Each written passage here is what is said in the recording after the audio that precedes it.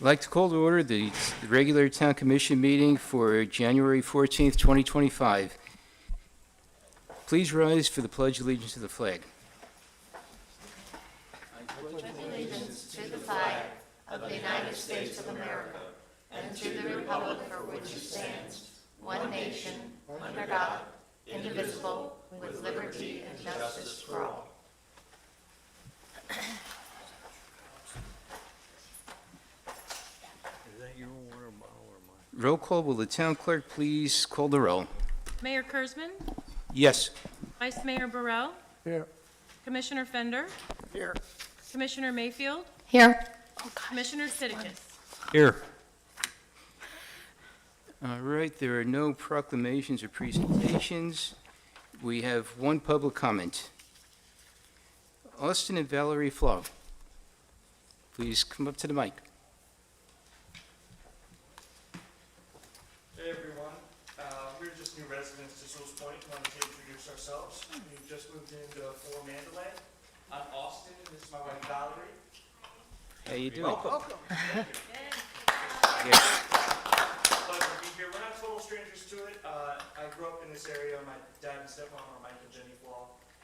And so we've got some other relatives on the peninsula as well, and just wanted to introduce ourselves. I recognize the name, so Yes. have you back. Yeah, Mike Floss sounds familiar. Welcome Well, to the great. neighborhood. Thanks so much. Thank you. We need to get you involved. Yeah. Yeah.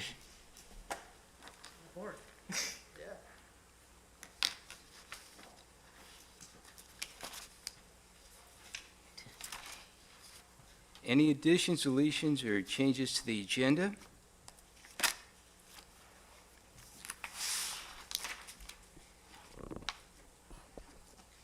I'd like to make, do we have any approval for the agenda? I'll make a motion to adopt as presented. I'll second. Town clerk? Vice Mayor Burrell, Yes. Commissioner Fender, Yes. Commissioner Mayfield, Yes. Commissioner Titicus, Yes. Mayor Kurzman. Yes. Move on to the consent agenda. Do we have a motion for the consent agenda? So moved. Second. Roll call? Commissioner Mayfield, Yes. Commissioner Titicus, Yes. Mayor Kurzman, Yes. Vice Mayor Burrell, Yes. Commissioner Fender. Yes.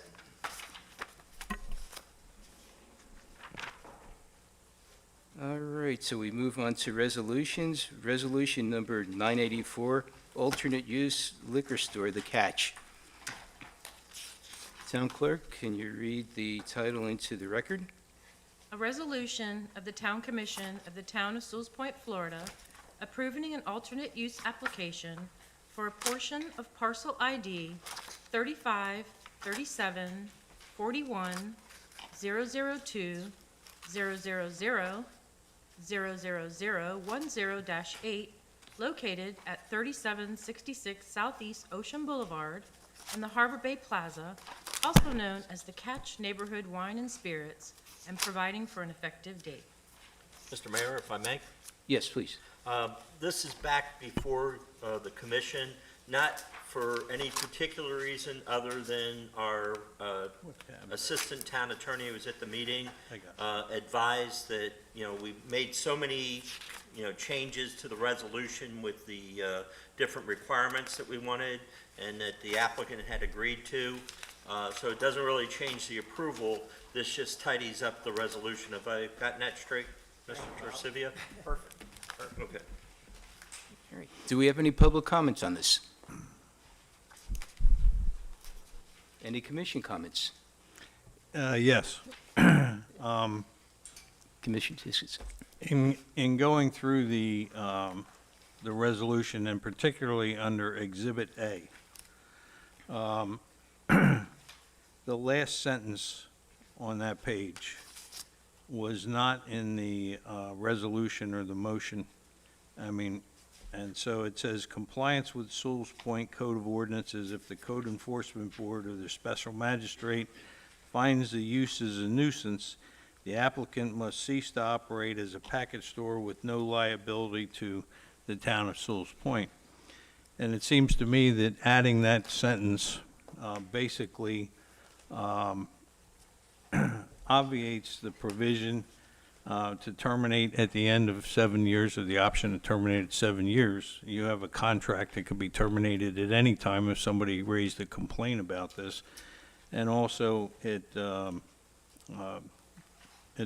it impacts on the renewals, and it negates the 6 months notice provision to terminate. And so I think that that aspect of it needs to be taken out, because that was not in the original motion of this body when we approved it last month.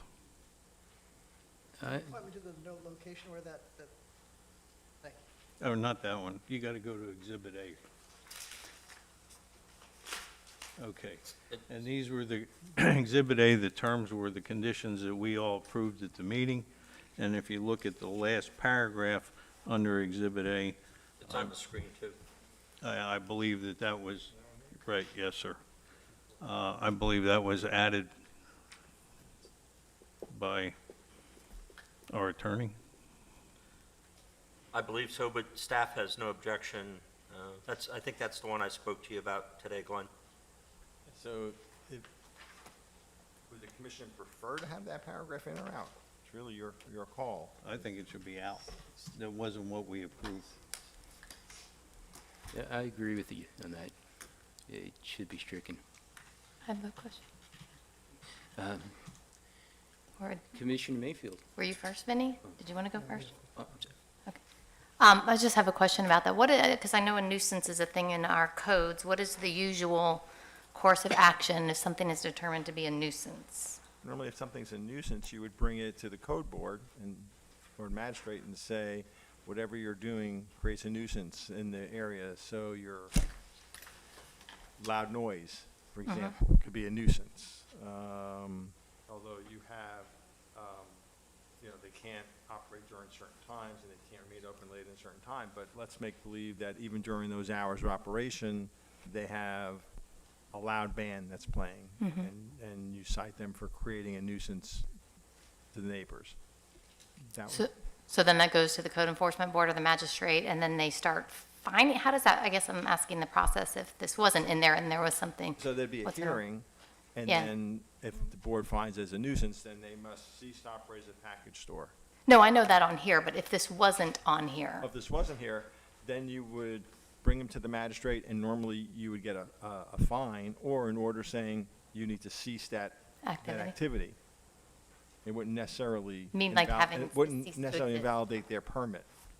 okay. This would make it invalidate their, Okay, and what was the thought process in adding that? Just, it was one more tool to okay, end this use, if you want that tool. But I wasn't here at that meeting, so I didn't know that it was or wasn't brought up. We went back and, I'm sorry, if I may, Mr. Mayor? Yes, please. We went back and looked at it, and there was some discussion, but it never made it to the final form.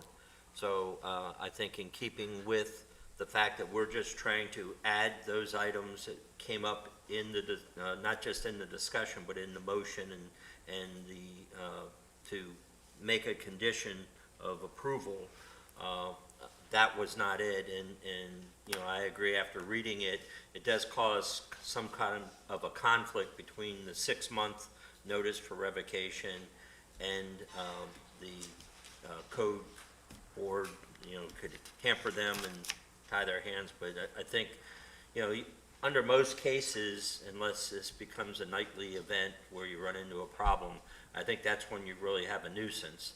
What you have is if something got out of hand and maybe the noise was too loud and it was disturbing, the normal protocol is to gain compliance, which is the first issue. And then if it becomes an issue where every Friday or Saturday night there's a band playing loud, well, that's where we're going to have to intercede and do something else. Commissioner Fender. So I think Commissioner Titicus brings up a good point, but my question then would be, what is our level of control if that nuisance is an issue and compliance becomes a problem? Maybe there is a process and you can explain it to me. If you say there isn't and not, I might suggest that I'm sorry. this is simply resolved by changing the or to an and it makes it a little bit more difficult for for us to, it allows him to stay in business with a process specified that, hey, you're definitely gonna go to a special magistrate eventually if you don't comply. And that, the or makes it a little bit like, oh, we can just get the code enforcement board to do it for us. But if you put the or to an and, that means it's gotta go to the code enforcement board, and ultimately, special magistrate has to rule against this problem, and that's a fairly long process, right? So I'm more interested in not impacting his business negatively and making sure that he adheres to the rules. So if you tell me there's a better process, I'm happy to take it. Well, other than the process that we just went through, it'd be the code enforcement board. So if it wasn't this establishment, say it was an establishment over here in the building, and for some reason it was declared a nuisance, maybe there's rats or something, and, you know, there's a problem, you know, then it would go through the code process. You know, we'd try to get compliance. You know, don't have compliance, then we'd have to cite them and take them to the code board.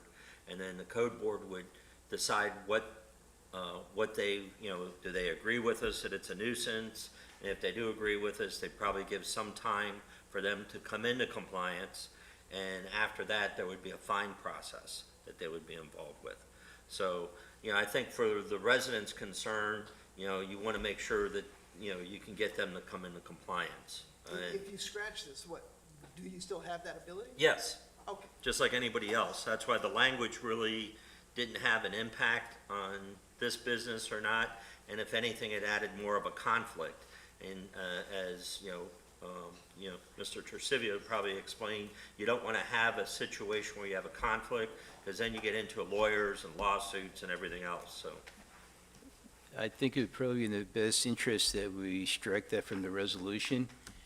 And we also have a police force. If it gets out of hand, somebody could pay a visit and put things back under control if that's, plus we have the magistrate over here, so, you know, there's several different things, so, but I'd still rather strike that, because that's not what we agreed upon. I agree with Commissioner Titikus. you need a motion on the floor. Do I have a motion? I move that the last paragraph of Exhibit A, compliance with the Sewell's Point Code of Ordinances, semicolon, or colon, if the code enforcement board or special magistrate find the use is a nuisance, the applicant must cease to operate as a package store with no liability to town of Sewell's Point, and the quotes be stricken. I second that. And then you move to approve it too, And I move to approve it. with that change? Yes. We I had, second it. and we have a second by Commissioner Burrell. Roll call? Did we do public comment? Oh, I think I'm it's sorry. public comment. Yeah. Public comment on this? Yeah. Being none? Or, I'm sorry, commission comment? My question is, does this resolution that we have, does it require the building department to do anything? Do they have to go in there and say, make sure the signage is in compliance? Do they have to make sure there's other issues that are in compliance with the town? Oh, the staff, I'm sorry, go ahead, Bob. No, I wanna, I've interrupted you. I And just, the staff has it's to just a obviously. question, it's not. Right, there's got to be an oversight. So if, for example, when it's constructed, if it's not 1,167 feet, then, you know, Jack's going to say, wait a minute, your permit is for this size. If they stay open later, then the chief is probably going to say, wait a minute, just says you got to close at 11 p.m. So there's always going to be enforcement. It might be Jack, maybe the chief, but there's always staff that's going to be looking at this to make sure they stay in compliance. Well, I meant during the process. Was anybody involved with seeing exactly what they're doing there? Yeah, the building department, Or physically? Okay. correct. Because they have to have a building permit to do the renovations. Right, that's what I want to make sure, that the sign was in compliance with the rest of the plaza. Okay, that's it. Commissioner Titikus? Yes. Mayor Kurzman? Yes. Vice Mayor Burrell? Yes, Commissioner Fender? Yes. Commissioner Mayfield? Yes. All right. Old business. Code Enforcement Board appointee, alternate member Jesse Curran as a full board member for code enforcement. Due to a recent appointee deciding to withdraw from consideration as a full board member, we have a vacancy. So, Commissioner Fender? Okay. All right. Commissioner Yeah, Fender. So, that was my board appointee, and we found Jesse, who had a rich resume, and so I had a conversation with him, and he accepted to fill the vacancy, so. And he's here tonight. And he's here tonight. You can say hello to him if you'd like Jesse. to. Don't want to put him on the spot, but he's welcome to say hello. But, It's a I 5-minute would- speech. I would make a motion to accept Jesse as my replacement for the Code Enforcement Board. I'll second. it. We have a first and a second. And just so you're aware, that would leave one alternate board member vacancy. Mayor Kurzman, Yes. Vice Mayor Burrell, Yes, Commissioner Fender, Yes. Commissioner Mayfield. Yes. Commissioner Titicus. Yes. Have an empty spot for you, you know? Two seats. All right. Congratulations. Welcome aboard. There's nothing under new business discussion. 7 Heritage Lot. Town Manager? Yes, thank you. Again, this is just to advise what's going on out there. I know the actual limitations that I work under now from you know, involve contracts of 500,000 or more. But this one came in at 400,000, right at about the same time frame as the meeting ending and stuff. So I just, in all fairness and communicating with you, we did have some interest, and my assumption is you want to follow the same guidelines that you gave me, but I will circle back around to the agent that supplied this and let them know. Any discussion? I think we could get a lot more money, so I'm not in favor of doing anything at this point personally. All right. No motion to accept. Okay, we're coming into workshops regarding speed calling. Commissioner Titicus. Yes, I requested that this be put on the agenda, and I would like the commission's consideration of holding a workshop, and I'm suggesting a Zoom workshop so that people could attend from wherever they are, and they don't have to physically come to the town hall to discuss speeding on North and South Sewell Point Road. The chief, as you know, did a study on North Sewell Point Road and just completed one on South Sewell Point Road, and I think sent that out to all the commissioners. When I was walking around, and also Commissioner Fender and Commissioner Mayfield echoed this at the last meeting, and meeting with the residents, there were numerous residents that expressed dissatisfaction with speeding on both North and South Sewell Point Road. And I realize North Sewell Point Road is out of the jurisdiction of the town. That road belongs to the county. However, I think there may be a way of addressing that. But the reason I would like to have a workshop is so that the residents can throw their ideas out and how they would like to see it resolved. I had discussed during Phase 3 that we perhaps put some traffic calming in. That didn't get anywhere, but perhaps a workshop to where the residents can express their opinion in terms of what needs to be done is in order. Commissioner Mayfield? Yes, I'm not opposed to the idea of a workshop. I do have a question. You said Zoom. Are you thinking of like a regular meeting? Are we allowed to do meetings on Zoom, or would it be a Well, if town-run meeting where we don't really, so it's not it's a That's- town hall style? Well, that's what I would envision, you know, it'd be a town hall style, or town meeting, not a town meeting, but, Gotcha. right. But obviously, commissioners and the mayor could be there if you all wanted to. That would be, you know, otherwise it'd be, you know, Commissioner Titicus and myself, but, you know, it's, And the chief. and the chief. But I would encourage all the commissioners to attend it, and it should be, I mean, if we have to notice it as a public meeting, then we notice it as a public meeting. And the reason I'm suggesting Zoom is if we held it at you know, rather than in the evening, but say in an afternoon or something like that, people, if they were at work, they could turn around and log in and participate. Glenn, is there an issue with Zoom meetings?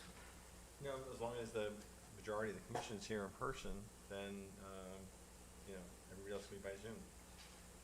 Just like now, I mean, residents could attend, listen in on a Zoom meeting. So you're saying more of a meeting like this with, because I remember during COVID, it was the whole, you had to have humans in this building Right. to be a real town meeting and notice it and all that.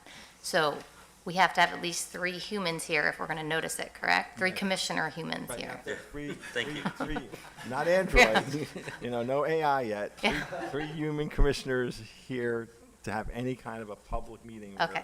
I just want to clarify that because it was different for a while during COVID. We could do it all. Right, yeah, the governor had that order, but that's been Correct. rescinded at least for 2.5 Okay. years now.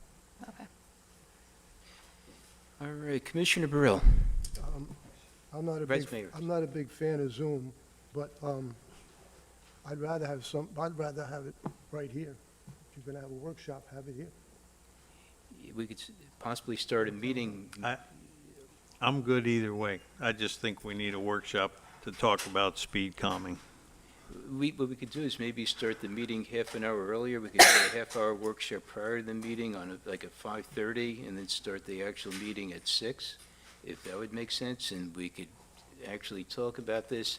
I know I've had a lot of comments about people speeding on Sewell's Point Road, where even if you go, I don't get any comments. yeah, well, you hear from the people who live actually on South Sewell's Point Road. I'm not opposed to it personally. Well, if you can give me the necessary direction, you know, either, you know, take a motion and have a vote so we can move this forward, or Well, I would suggest however you want to do it. starting the meeting, a workshop at 5:30, then have the meeting at 6, and we'll have that half hour between 5:30 and 6 to discuss this. I think a half hour is not enough time. If you get people who want to comment, you know, they want to say their part and we want to listen, and I just think a topic like that deserves. Do you think an hour would be enough time? Well, I think of like a Saturday morning personally, something like, that's my gut instinct, because Saturday should be open to the most number of people. I'm willing to come in on a Saturday morning if that's what it takes. Any volunteers that are willing to come in on Saturday morning? We got 2? After 10 a.m. All right, looks like we have a, 6 o'clock Saturday morning? I'm going to pass on that one. Can I bring my dogs? No. Yeah, I just realized I signed staff up for. I'd be receptive for anything 9 o'clock in the morning or later on a Saturday. 10 would be better for me. I have obligations on Saturday mornings. We'll start at 10 if that's okay with everybody else. Okay. I was going to see if staff could put that together for us. Mayor, you did receive a public comment from Mr. Boltman on this item? I didn't see that. I apologize. All right. Jason Boltman, please come on up. We could hear public. Came here to talk on this issue, and if I wouldn't have been able to talk, I would have felt bad for talking to our neighbor here to also Mr. speak Boltman, for her family to come attend on this issue. can you please state your address? Yes, I'm sorry. My address, Yes. 3 Ridgeview Road South. Okay. Yeah, hi, friends, commissioners, mayor, Jason Boltman, pleased to be here. I think I speak on behalf of everybody that I know in the neighborhood, everybody that I associate with and relate to are having a really tough time with the speed on this road. I've been dealing with it for years without, you know, really complaining too much, but hearing it from other neighbors, okay, I'm realizing that I'm not the only one that has significant concern for my safety, children's safety, pet safety, I could go on. It's a safety issue. And I guess the one thing I want to say, I wanted Chief Tina to hear this because I'm curious what the study result was. I can assure you it's probably not an average of 35 because I ride my bike here and I know when people are speeding and when they're not. If everybody went below the speed limit of 35 miles per hour, we're good. That's actually not that fast, but nobody does. Because when the speed limit is 35, they all go 40, 45, because, that's just how our society, that's what they're allowed to do. People speed because they're allowed to. I think, reducing the speed to 25 would solve the issue, because now people are going to be going 30, 35. And so I would like to propose that formally if possible. I don't know what my time limit is, or I'm approaching it. But if the speed limit is 25 miles an hour in our residential neighborhood, just like Old St. Lucie over here, where everybody abides by it because it's, people are compliant over there. So I'd like to see if that is possible. Speed bumps, traffic calming, in a previous life, I did all that type of design, that's all great. But if the speed limit is reduced, I think we're done. And I would like to see authority here to be able to propose and move that forward instead of, asking the residents what they think. Because I know people they appreciate going fast because they live at the end of the street, but it compromises the safety for the rest of us. It's not a community with everybody speaking. And so thank you to Chief Tina and her team for the enforcement. I believe that enforcement is the key element, even over design, that would keep people from speeding. And if it's advertised, and if people are seeing people getting pulled over, then it will be effective. Thank you very much. All right? Crystal Totterman.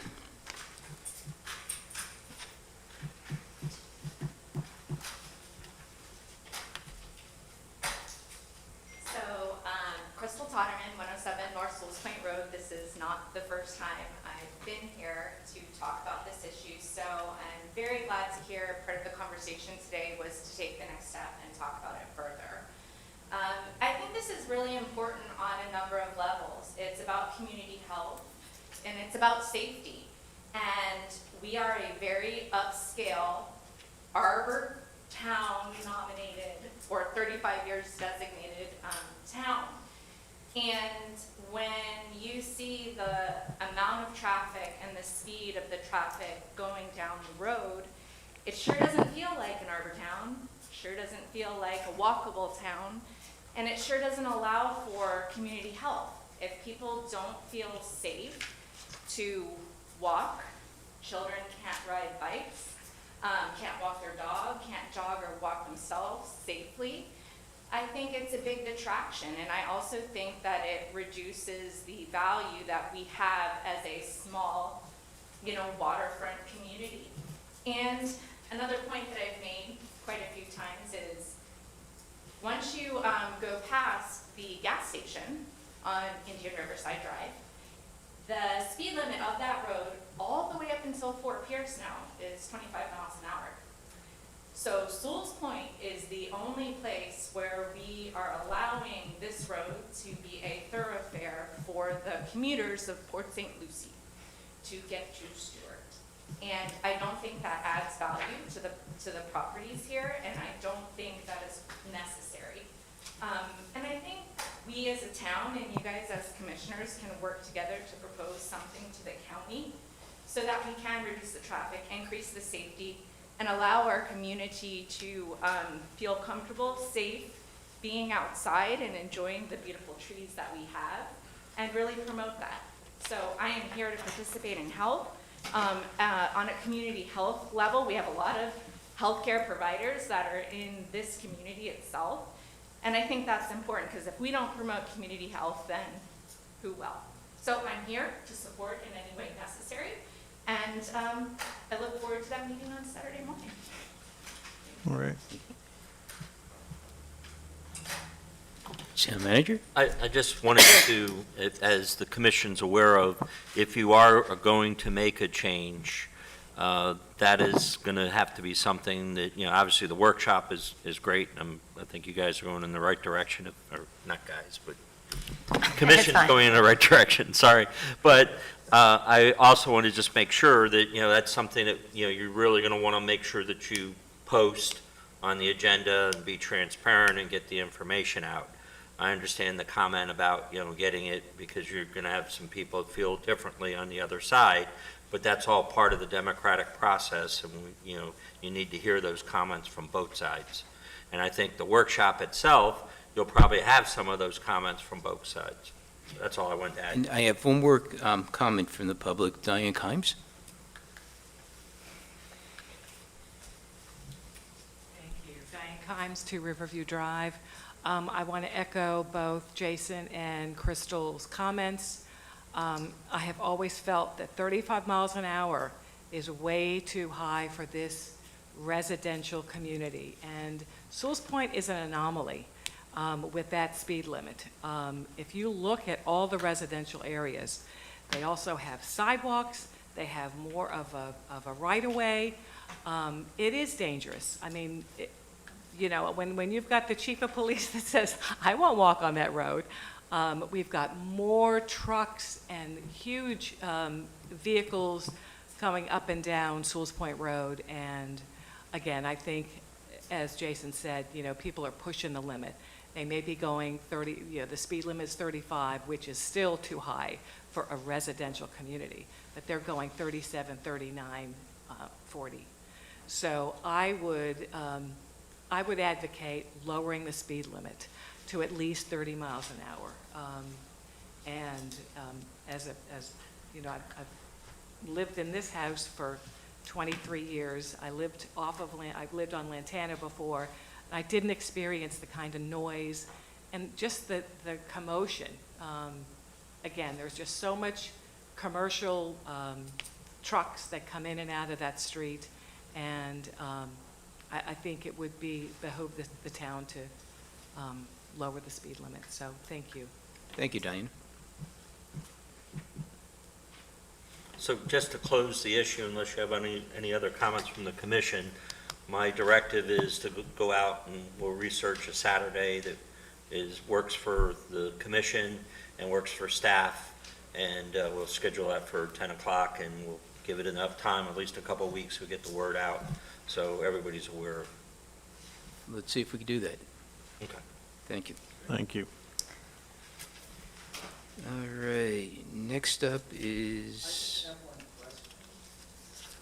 If that's possible. I mean, just with the report, I need you to fill out a card, if you may.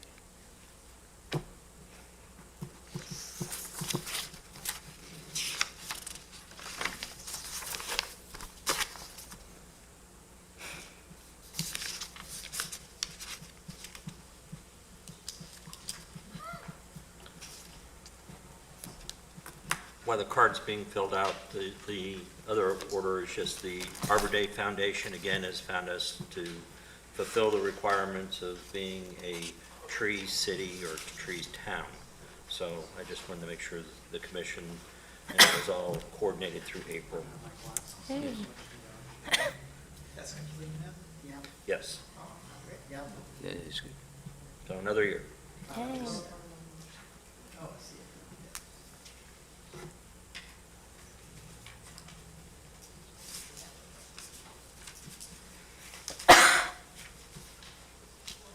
You gotta stay healthy. I feel good. It's the same sickness from,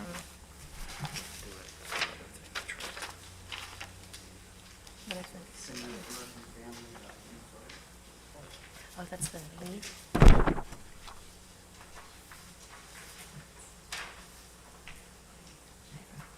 Thank you so much. We have a meeting 25th. All right, Cindy Merkin, please come up to the mic. They want to keep some meeting in case any commissioners. Cindy Merkin, 93 North Sewell's Point Road. Just relative to the study that the chief had done on north and south Sewell's Point Road, is that study going to be made available to us local residents as part of the package? I think it would be public record, if I'm correct. Yeah, the North Sewell's Point Road was already published, but we can publish it again and have it on the website. The South Sewell's Point Road one just came about, so we will get that out. It just was, I believe it was today or yesterday, but we will make sure that it gets out to the public. Okay, and I guess while I'm up here anyway, just to be a dissenting vote, living on North Sewell's Point Road, I'm sure that other residents that live on North, again, you know, it's a thoroughfare, and I'll grant you that. But reducing the speed limit to 30, or heaven forbid, 25, it's already hard enough during rush hour to make a left turn. Well, it depends on what time of day, right? But basically, just to get out of my driveway.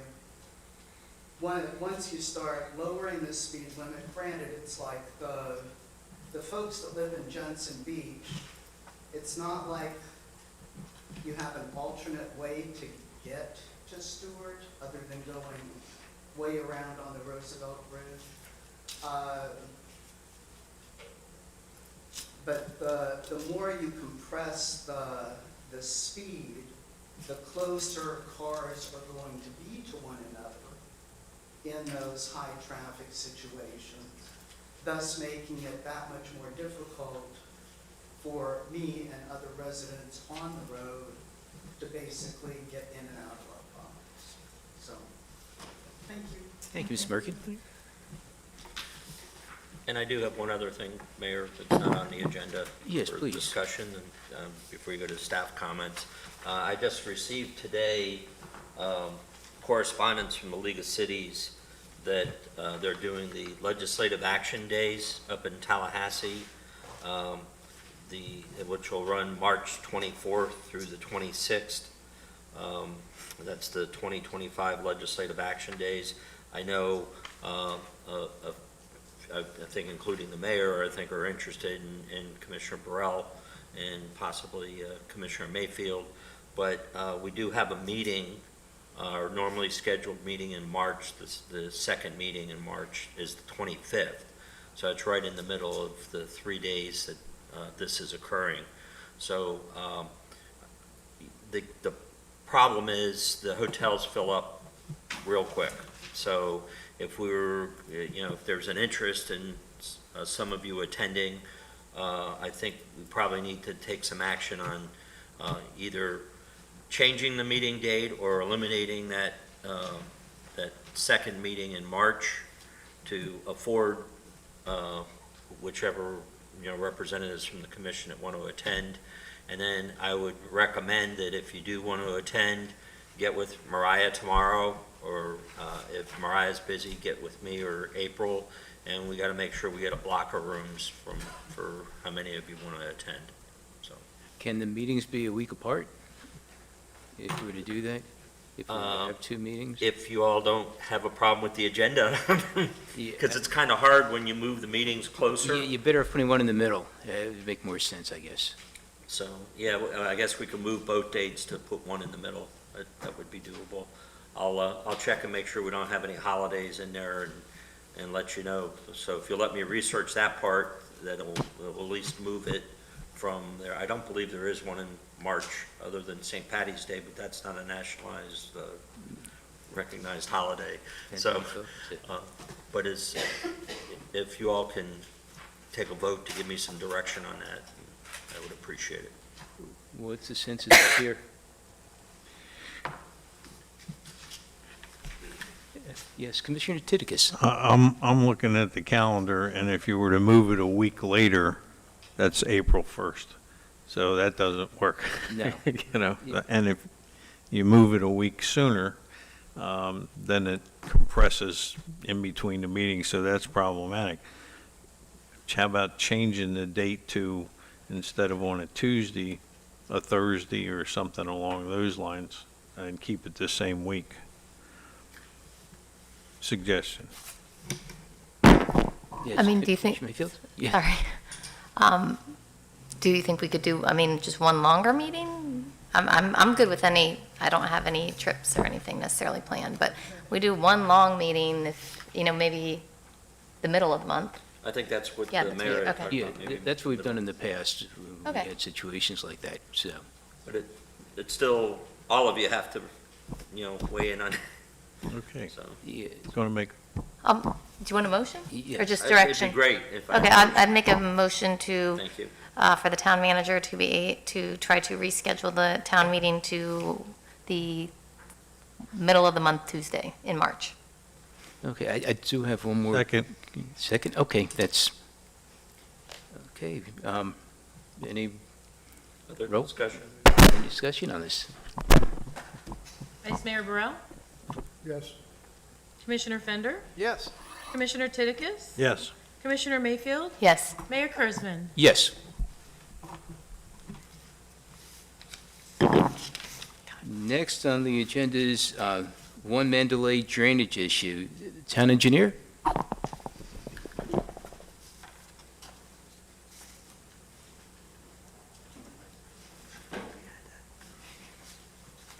Good evening, Commissioners. I put together some notes from the meeting we had in December. If you know, most of the commissioners met there on the property, and we talked about several different items that we could improve upon. And so I just wanted to kind of go through a PowerPoint presentation I put together about the different things that we found or we talked about. So anyways,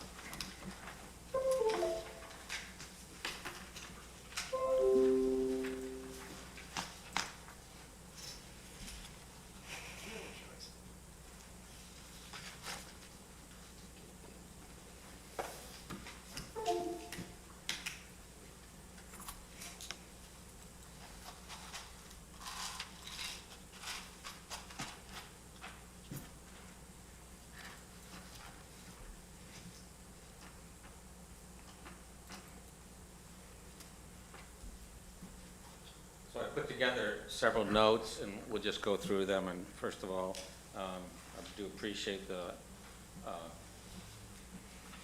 fact that we all were able to get together and meet on such short notice and get some good ideas. So the first thing I would point out is we met out on site, and we talked about things that we have done in the past and what we could do in the future. So let me just go through the little bit of the history on the site, and I think most of you know the property. It's at the corner of Mandalay and South Sewell Point Road. It's called One Mandalay. For most of the residents that are here, we're talking about this property right here. Again, this is Mandalay, this is South Sewell Point Road. Most of you know, we did work in Margarita, Mandalay, and South Sewell Point Road, raising the road that's out there. What I wanted to make sure everybody understood is what we actually did. First of all, we basically worked on a level of service of improving the drainage in the area, which you'll note that first thing that we made sure in the drainage project is we protect the finished floor elevations to make sure that we put drainage improvements out there so we don't have people's houses that are flooding. And as most of you know, we have some homes that are lower because they've been built a very long time ago, and now we have new levels of service or levels of stormwater management or stormwater issues and flooding and so forth. But so basically the idea is to make sure all the homes, finished floors do not flood. So that's the improvements that we did. So I think it's important to recognize we have a level of service for drainage. We don't just go put drainage improvements out there and not have a level of service. The second thing in the improvements we've been doing, and we have been doing, and we're continuing to do, is maintain roadway access to homes, okay? So that's a level of service that we have adopted. The other thing is we separated roadway drainage from private lot drainage, because as we raise the road because of sea level rise and so forth, we obviously have to make sure we provide drainage for not only the road, but for the adjacent properties. So those are the things we've done. And the last item that we have done is we reduced the duration of drainage ponding within rights-of-way, and that's why you see the roads that are passable in the Phase 1 area versus areas where we haven't done those improvements yet, and on the private properties. So the idea is to reduce the duration of flooding on those properties. So essentially, we've accomplished that in Phase 1, but we still have some issues, and that's what we're here to talk about tonight. So the next slide pretty much shows you the same location, but I pretty much broke it down into the improvements. Again, we're talking about this area here that you see green lines, the black lines, the blue lines in the corner. So a couple things so that everybody knows, because I know everybody's concerned that we're not doing anything, but I want to make sure that you understand some things that we have done. What happens here is from the top of the screen to the bottom of the screen, water flows in that direction, right? That's west to east. It's higher up on River Road than it is in South Sewell's Point Road. So we have a certain amount of water that's coming down those roads, it's coming down those lots and so forth. And so the idea is, okay, the best thing that we can do on this project is to keep water from getting to the low-lying areas, okay? And we've been doing that, okay? Although we still have water coming down into that low-lying area. So we have currently been applying for a grant, which we were hoping we might hear something today, actually, about it, but they didn't address it today. But on the red line is putting in underground storage in that upper level area of the River Road. So that is a solution. It's not the only solution, but it is a solution. And again, we are waiting for that grant funding determination. That will entail putting in stormwater underground in pipe system. The same thing we've been doing in Mandalay, same thing we did in South Sewell's Point Road. But we need to get that system up there in place. And basically, that will entail underground storage and what we call exfiltration. And basically, that's a perforated pipe with rock around it, and we store water up there. Again, we need to try to keep the water from getting down into the Sewell's Point Road area. So we've been continually doing that, but this is a project that we know will help the problem. I'm not going to say it's going to solve all the issues, but it will help the problem significantly. The second thing that when we talked about there in the field, as most of you may know, in Mandalay, the road itself, we have a drainage system for the road. Don't seem to have much of a problem with that. The water in the road basically is put underground in that stormwater system, okay? The road, we also have a pipe system adjacent to the road. That's the private property drainage system. Again, exfiltration, storage, treatment, and so forth. That is filling up quickly from the lots and from the upland areas, from the upper areas, and that is draining down Mandalay Road and ultimately getting into the one Mandalay Road property, okay? And that's been, the reason for that is it's the lowest lot in that area, okay? So what we have to try to do is avoid water getting there, okay? So that's why the improvements that I kind of outlined here are trying to keep the water from getting to the low-lying lots.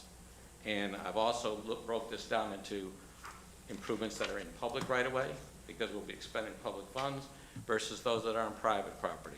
So what is shown in the blue area, there is opportunity, and I will tell you, we have filled up the road right-of-way with exfiltration pipe. We filled up the right-of-way with raising the road. We filled up this right-of-way, and we don't have a lot of land, but we do have the ability to put in additional roadside swales, put in ditch blocks, put some controls, and there's a list of the items there. Add swales with ditch blocks that basically hold the water up in the upland areas so it doesn't get down into that area. We've increased the capacity of the existing swales. We've been told that maybe we should make some of those deeper. That'll have its own issues that you have to deal with. But the fact of the matter is we can make those ditches deeper, of course. We can add more swales in that area. We can add retention area in the median that's out there. We can do those kind of things. We could add inlet controls, meaning making sure that the water gets in the inlet, and when it gets in the inlets, that system that's out there on the private properties, well, it's adjacent to the private property, in the public right-of-way. The one we built, when we built phase one, basically has that perforated pipe. We can hold the water back by putting a weir in those inlets and holding the water up into the upland areas a little more. So those are about pretty much the list of items that we can do, probably the more reasonable cost items that we can do, okay? So we got the red item that's in planning, we've got the blue items that we can add and adjust and so forth. So additional swells, control structures, things like that we can do to try to alleviate water getting to that property, okay? And just so everybody knows, we're gonna run into this on many of the improvements coming up in the future. So some of these things, I'm trying to make sure we're consistent to what our approvals are. So I just wanna make sure you understand the issues. The last area is the green area, and that currently was what I put in and obtained some money for, was to basically, meaning grant money and so forth, not that I pursued the grant funding in this area, but I basically put that in the construction contract as an alternative to the phase 3 work, but essentially adding more retention area and then adding some berm and swales in that private property.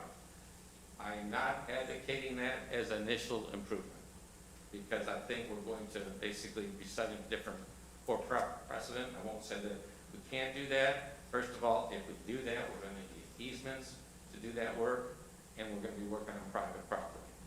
We can do it. In the past, we've acquired land and so forth as easements, but it's not my initial improvement. I would prefer that we do the items that are in the public right away already, but that's your decision, okay? So I'm outlining 3 different improvements that, in all, basically tries to keep the water from getting to that lot, okay? So that's the proposal that I'm showing you tonight. The purpose of tonight is to find out which of these you feel comfortable with, then I can go and price that and so forth. I think there's another slide that basically talks about what we're trying to accomplish. First of all, prioritization of the improvements, okay? So I need to know which direction you feel comfortable with. To be honest with you, when I met with all of you out there in the field, everybody had some different ideas. They were all good ideas. Some of them were not consistent, and I'm not so sure some of the items that I put on this list, all of you are in favor of, but I'm just trying to tell you, here's the list, okay? The next thing is, obviously, I've got to make sure I have enough funding. I do have in that alternative bid item about $70,000, okay? That'll do some of these improvements. I won't say that'll do all of them, but it'll do some of the improvements. The next thing is improvements on private property, as I mentioned earlier. That will require easements if you want me to go do those, okay? I know we talked about possibly making the water go around the perimeter of the property, okay? We can do those things, and I'm not saying it's a bad idea. I'm just saying it's going to be working on the private properties. The other thing that's important to recognize, if I go and just fill up this lot, it's going to go to the next lot, and there's areas that are lower too, adjacent to it, and we will have the potential of flooding those properties.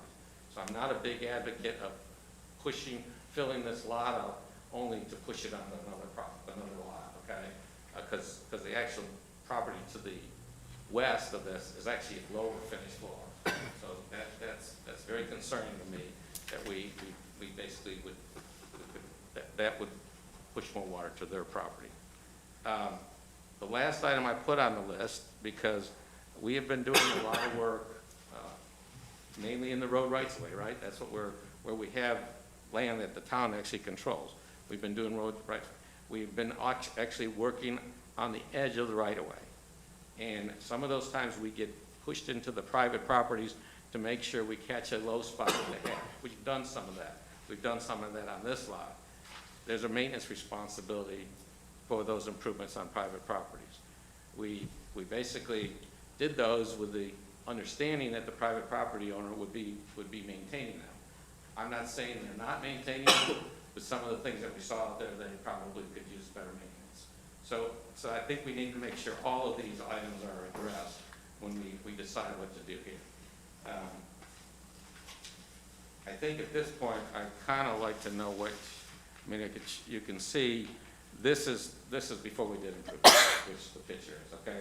It's not like that all the time, but the fact of the matter, we have made a significant improvement here. Have we made the improvement that stops us from putting water on, stops the water from ponding on One Mandalay? No, we haven't, because that's a low-lying area. So, but we have many of those areas around town, okay? And we have to make a decision on this that's consistent through all, that we follow throughout the whole town.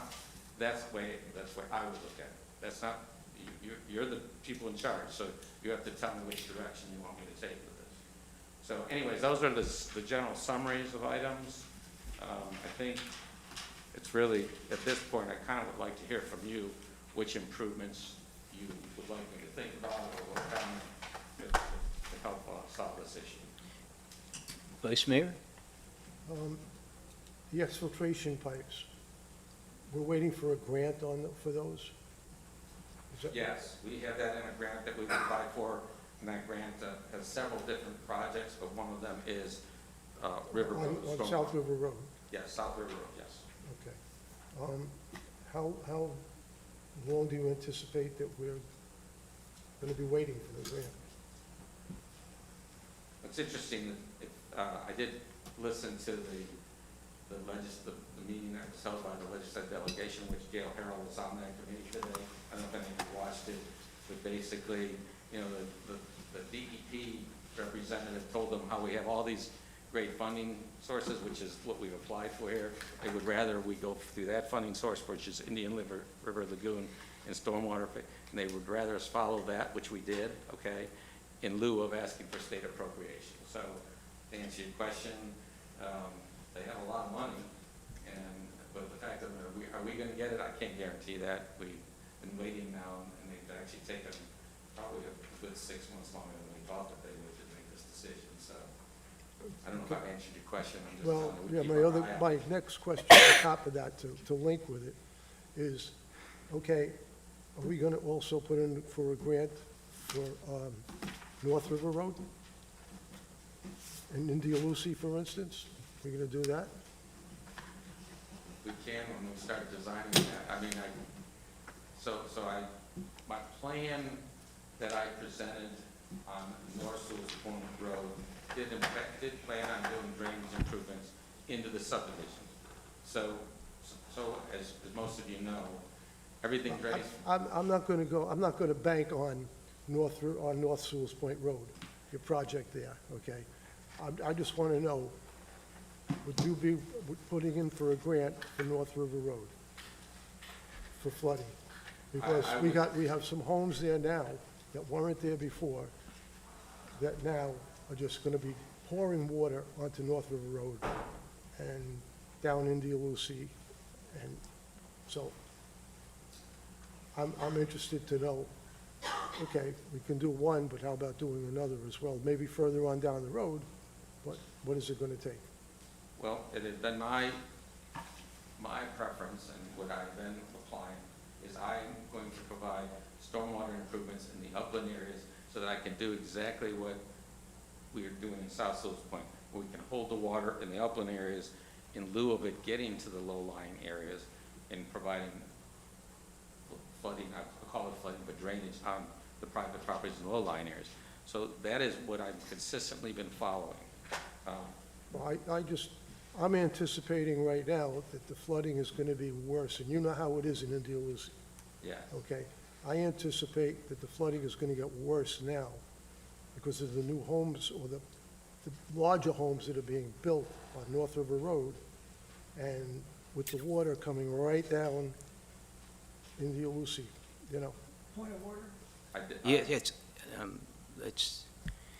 I agree with what you're saying, that's- Okay. because it's the same thing we're running into. Well, Yes. this links, oh, okay. So I do agree with what you're saying, and I do think that in the master stormwater plan and our resiliency plan, we will be storing more water, first of all, okay? A couple things that have been suggested is, because we don't have a lot of land, that we can place this, in other words, nobody really wants to tear down a house to put a stormwater area in it, okay? Yep. So the point I'm trying to make is, we would put more swales in the rights of way, and deeper swales. Now, that in the past has come up with a lot of criticism, but maybe we make them broader swales to provide storage. And so we will be coming back with a stormwater master plan that'll recommend those. Now, whether you guys accept that and whether you want to put that in your codes so that everybody can expect that they're going to see more swales out there. Can I talk to you later about it? Sure. Yeah, okay, I'm going to go over something. I've been observing the water on both Margarita and Mandalay, that it's coming down. It is coming from the west. Major part of it is the swales should have been, in other words, I believe in sharing the wealth. We were all going to store the water. What's happening by not having the wide, deeper swales on the properties in Mandalay? One lady said she didn't want it on her property, which I think is ludicrous, because what happened is by her not doing this, that comes all the way down to one Mandalay. And that needed to go all the way from the top down. It is a broad, deeper swale. And this way, it's not all going to reflect. Otherwise, what's going to happen, all the water is coming down on one individual home. And this is, to me, I think it's very important. Otherwise, it's just going to lead to flooding in one particular area, and we can't let that happen.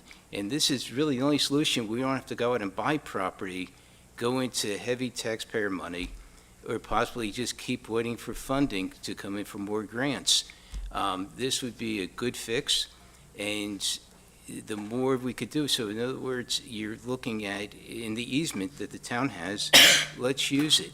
And if somebody says no, it's really out of their hands. This is something we got to enforce as a town to make this project work. It's the only way it's going to work, is you're going down.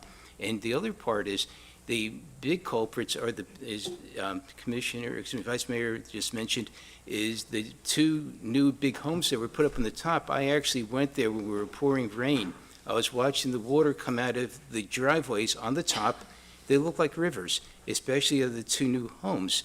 I was watching the water was just flying out of both homes. One was going across the street into the home that was on the southeast corner on River Road in Mandalay. And then after that, it was also going back to Mandalay, going down. Now, the home that was built in the cul-de-sac, that water was coming around. You were watching it go around like the mini circle over there, and it was feeding right down with a vengeance because it's not being captured. These driveways when these homes get built, they should have had an indentation or something so the water that's coming off these concrete slabs doesn't affect other neighbors. And I think it starts also when we approve these homes, we can't allow anything to build much higher. We've built a lot of mountains that have been man-made, which I don't know why we don't, in God's good name, have an ordinance to prevent this from happening. And a lot of these homes the majority of it's all concrete. So you got a massive garage, then you have this massive house, and between the massive house and massive garage, it's nothing but concrete. So when it rains heavy, the water's going to gather from their yard and come straight down, and the speed there's nothing to deflect it.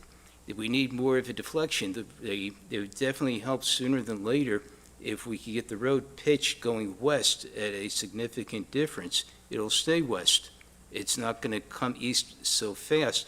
Then also the swales, as it's coming down, make it where the road is actually higher than the grass. I'm looking over and I see the grass is much higher than the road. So guess what's going to happen? It's not going to go on the grass. It's coming straight down to one Mandalay or one Margarita or whatever it might be. And it's creating massive flooding to those individuals.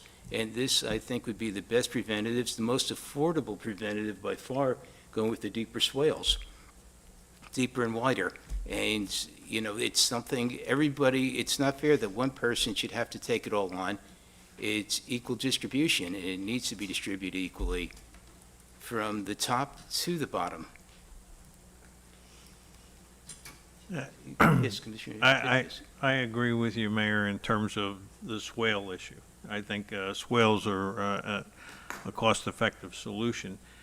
And for those people that don't want a swale in front of their property, you know, I think they should be given the option of, okay, we will put in perforated pipe and rock to carry the water underneath and through your property or storage area, and you pay the difference.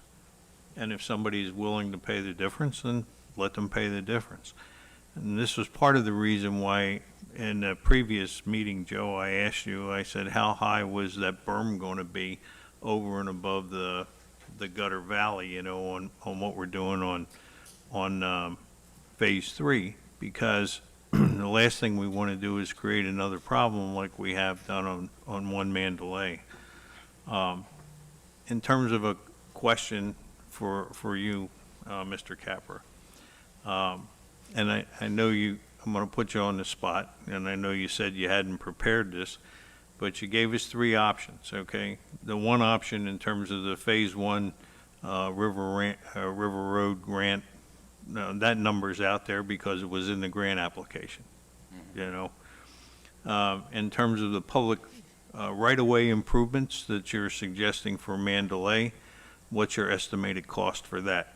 Number one. Number two, in terms of adding a berm and improvements on the private property, which would basically be, you know, One Mandalay, and I think the property that may be a little bit west of One Mandalay, what do you estimate that cost would be? I mean, you got to, you know, you're asking for direction, but yet at the same time, you're giving us incomplete information. Correct. I basically know that we have to come up with, I first wanted to find out what of these, because when I sat and talked with all of you, everybody had a different opinion of what we should do, okay? And so I didn't want to go and assume that the consensus was going to be, we're going to do any one of these items, okay? So just so you know, probably the green item itself is according to the bid we took already, that's, the green items there was about a $70,000 improvement, okay? That's what that one was. As far as control structures and inlets and so forth, depending on what, those are probably, it depends on how many of those structures you want to fill with those construction, those can range to $15,000 to $25,000 each, okay, to put those controls in there, okay? So I think there was like three or four there, okay? So that's close to $100,000. Putting swales in, I got to put in I got to remove the sod, excavate a swale. I suspect we're going to have a lot of discussion with property owners, okay? Just from my experience in making sure you're probably talking about at least $30 a foot, whatever the length of the swale is. That's what you're going to probably be talking about. So, I mean, to tell you the lump sum, you can see we're going to be exceeding the $250,000, and I'm to do those improvements. And we already know that the grant is for $2.5 million. And just so we're clear, because the mayor pointed out a couple things that I didn't bring up earlier, is we are changing the slope of the road to drain the cross-section of the road will drain from east to west, and that's where we will hold the water in underground storage, okay? That's what our plan was on that. So the slope of the road will be changing in that area. So we change the slope of the road, we provide exfiltration, and we obviously have slotted drains across some of those driveways that, my understanding from the homes that are being built, they are going to be making some retention on their property, okay? That's what I understood for the new homes. The existing homes, there was not any plans they were older homes. They did not provide stormwater retention up there that I'm aware of to counter the water coming down their driveways. In that case, we were going to put a slotted drain in their driveway to capture it and put it into that underground exfiltration system that we are going to build. Commissioner Fender? Thanks for the detailed explanation, Joe, and the visuals. All those things seem possible. Some of them seem pretty expensive, but I haven't heard anybody mention just a simple yard drain in the low-lying area that is the problem at One Mandalay. Is that not an option? Well, the yard drain, first of all, we need we can put yard drains there, but it's got to take it somewhere. In other words, basically, you put a yard drain somewhere, and we put them in the properties, okay? And a couple things was, okay, those yard drains fill up, right? And then they overflow into the property. That's what's happening now, okay?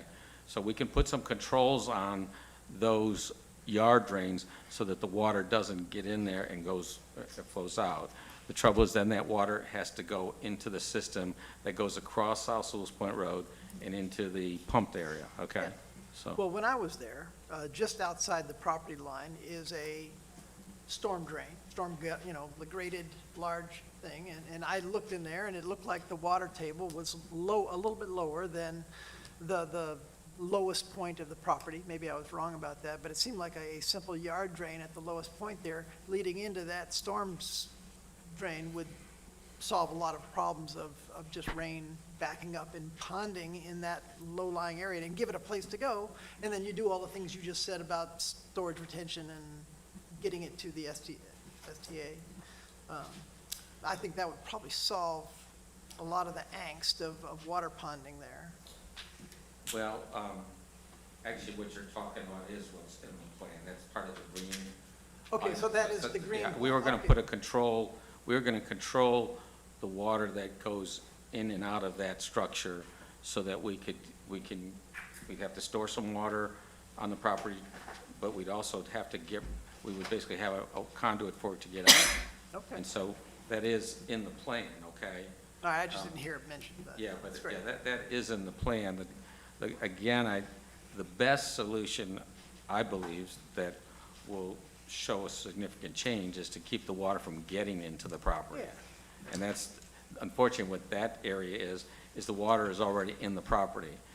I believe what's happening is water from down Mandalay Road, and not the road, but to the roadside swales, and is getting into the property and then filling up and actually going to the backyard, which ultimately we can create a swell around the perimeter and get to that structure you're talking about and do things there, but that still puts water on the property. Well, just my non-engineering brain says, do that in reverse order. Put the yard drain in, and then start working up the hill backwards, because you're giving some immediate relief, and then you're starting to stop the inflow, Because some of that inflow is just straight down from the rain, right? Right. And some of it is backwater up from high tide. And if it's backwater up from high tide, there's nothing that can be done. I mean, it's going to flood. But as soon as the tide goes out, it should go back out that drain, unless you weir it, you block it somehow. Yeah, everything you just said is accurate, and we can do that structure because we were planning on doing that if we did some in the backyard, but we can do just that. It's in the public right-of-way. That structure itself is in the public right-of-way. Commissioner Mayfield. Yes. Excuse my really loud microphone as I get used to it. I feel like it seems like the most prudent, fiscally responsible thing to do is to get to the root of the problem and treat it. So the South River Road work, very supportive, glad we're getting the grant and working on that. And then we should focus and work the best we can within the town property. So that's the blue improvements, correct? That's our, the things within our property, and then what you can with the homeowners. And then somewhat limit the amount of work on private property to really only acute problems, kind of like the property at Margarita and River Road, the issue they were having, kind of a fix within a reasonable amount.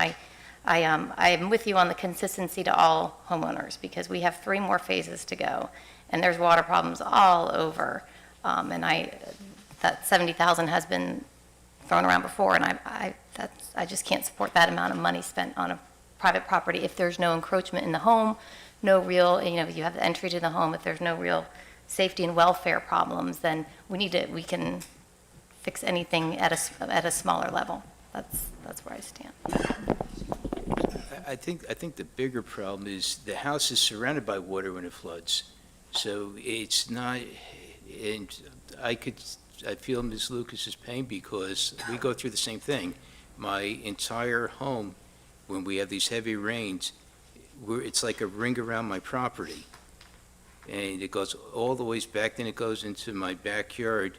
There's a wall that now belongs to the Flowers' new home, and the water goes up to there, into my yard. So you look at it, it looks like a lake in the backyard. And there's got to be another way. It could be a safety issue as well. So in this case, there has to be a way to take the water in, and I say the best way would probably be the swales. It's the only solution right now that's affordable. And then when the road comes along, the swales will be more effective because it'll keep Ms. Lucas's property drier. She won't be experiencing this flooding unless it's directly from above, directly onto the yard. You're not going to see it. And the problem is, when it rains for like 4 hours straight and it's raining hard, the water doesn't drain anywhere. It only gets deeper and higher, and you're watching it go, and it's almost up to your house, and you kind of do get nervous. I think the swales would be a great improvement, whether the road's done or not. You're going to need that.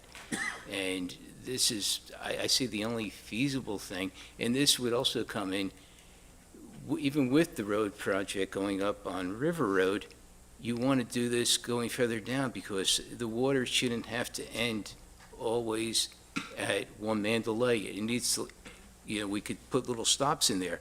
I want to see it stop over at 5 Mandalay, 7 Mandalay, 9 Mandalay. It's got to stop in different places. Otherwise, it's direct stop, nonstop train coming right to 1 Mandalay. That's can't happen anymore. We got to figure something out, and sooner than later. And it seems to be that's the side of the road. It's always I noticed it wasn't so bad so much on the north side of the road as it is going along. It seems to be pushing more toward the south when it came down too. I didn't mention that to you. So, the water, for whatever reason, it's coming from that direction on down. There is some on the north side of the road, but it's mostly on the south side, and that's the other reason why I think it's happening. You could give some feedback if you, let me see. I was just going to request, do we have a motion to give the town engineer and town manager direction on this to kind of tie this up in a bow, to at least start in some. Well, I have another question. Yes, please, Commissioner. Joe, on the private property option, are you suggesting a retention pond in the backyard of 1 Mandalay?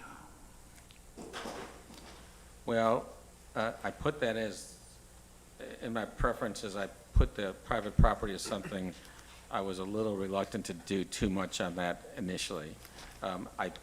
We could actually store some water there. I don't believe that's going to make the property owner happy. Because all we've done, if you go out there, there's water been out there, and it does drain down quickly, okay? But you can see dampness, that there was water there, right? So then if I go and provide deeper retention, then it's going to be soggy. And when we were out there, and I'm not saying it's not like this all the time, but we were out there right after the storm, and we were out there 2 days after the storm. You could still walk there, okay? The day we were all there, you could walk it, and it wasn't soggy. But if I go deeper, it's going to be a soggy backyard. I don't believe that's what you're trying to accomplish. I don't think that's what the property owner would want. So the second thing is, okay, we spread it out into a bigger area. That provides some kind of retention. So in general, there's two things, okay? I kind of say this to you guys all the time. I know you're probably sick of hearing this, but there's 3 components of stormwater management, right? One is to store and treat water. We need to do more of that, okay? If we're going to try to keep water off of people's properties or ponding, okay? So we got to do that. Second thing is we got to convey the water, and that's what we do in those pipe systems, okay? In our case, we convey and store in the same pipe. And the last thing is discharge. We're not going to get any more discharge, folks. The actual stormwater rules that have just come out are saying we're going to store more and we're going to provide more nutrient load reduction. So I'm just being honest with you. This is not going in our favor with problems like this. We're going to be storing more water. We're going to be doing less discharge. And that's the truth of what's going to happen. And as we get these larger storm events, which we continue to have, we're going to have to handle this. And the mayor's right. The cheapest thing I can do now is put swales out there. And so I've always said, every property owner has got to be prepared to hold their water. And we've been talking about that. There's no way around it. They're going to have to hold their own water, and you're going to see more storage on your properties. There's no way this is going to work, folks. Let's be honest about it. We're spending a ton of money to try to make sure everybody has access. After major storm events, we're making sure that their homes don't flood, and there's not a lot of options here. We're in the water table. We're in the, so the only way to do it is to consider changing the conveyance, adding more storage, and that's what we have to do. Vice Mayor? You mentioned a retention area. Is there a way that you can get the water to the retention area? You said there's something about a retention area. Well, Spot. the original plan was I would basically provide more storage back there in the backyards, okay? But to do that, obviously I got to get permission from the next door neighbor, which we haven't done yet. So that's a private property improvement. But if I'm going to go do that improvement, I have to get an easement to build it, and then we have to decide who's going to maintain it. So if private property owner's going to maintain it, then we got that issue to do.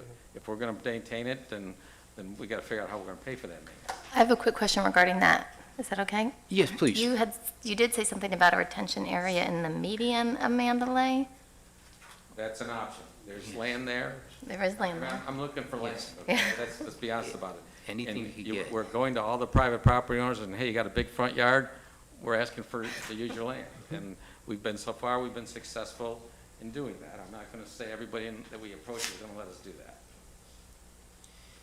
And we're going to run into a lot of pushback on even swales. That's the reason why the swales are what they're at out there, is we tried them deeper. We tried them bigger. People didn't like it, so we gave them what they wanted. So I'm just saying, it's all a balance, right? You all know it. You've been listening to me harp this for a while. So, I think we do the blue items first.